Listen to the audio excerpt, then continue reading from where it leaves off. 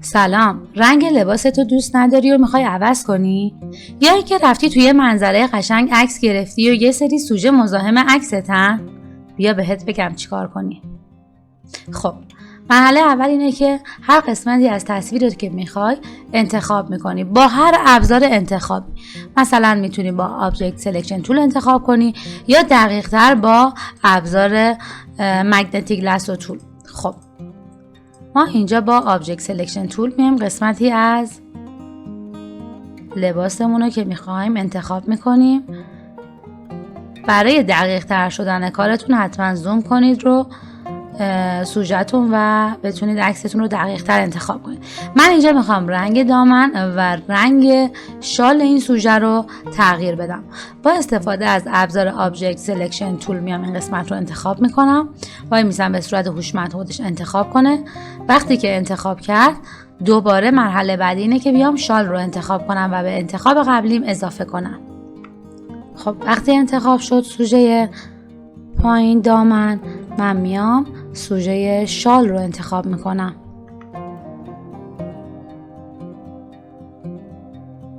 سعی میکنم قسمت‌هایی از شال رو که میتونم انتخاب کنم. بعد خودش به صورت هوشمند رنگ‌ها رو تشخیص میده و اون قسمت نارنجی رو برای ما انتخاب میکنه.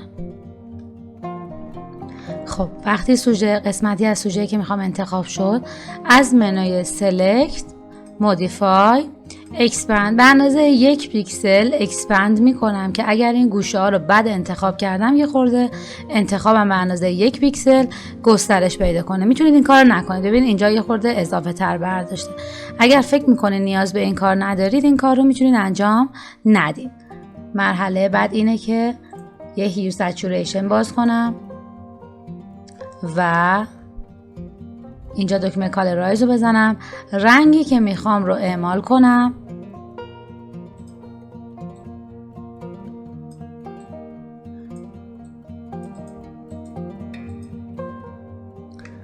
بعد از اینکه رنگ مورد نظرت رو انتخاب کردی، کلید کنترل رو نگه میداری. تو قسمت هیو سچوریشن رو مسکمون یه کلیک میکنی که قسمتایی که انتخاب کردی در حالت انتخاب در بیان.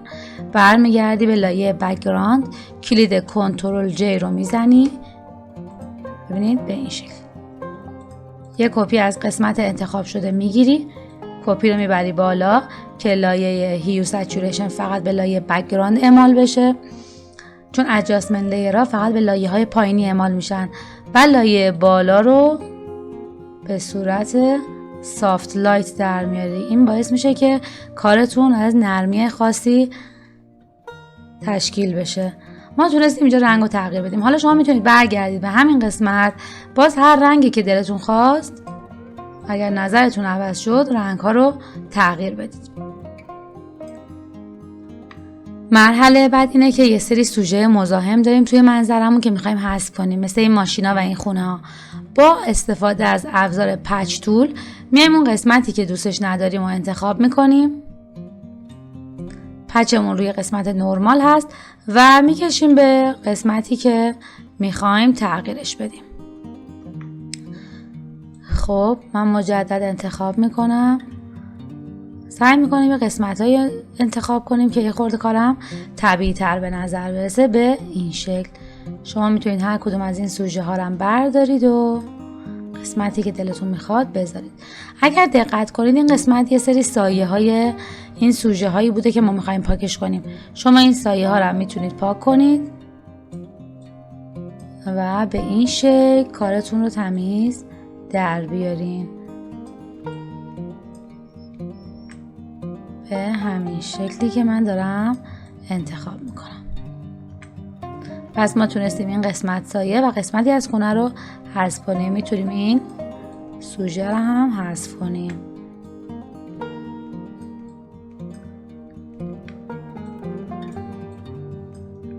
در نهایت در آخر کار شما میتونید روی لایه هیو سچوریشن یا لایه بالایی میزان اوپاسیتی رو کم یا زیاد کنید. این کار باعث میشه که به طبیعی تر شدن کارتون کمک بزرگی کنید. شما رو به خدای بزرگ میسپارم تا آموزش بعدی. خدا نگهدار.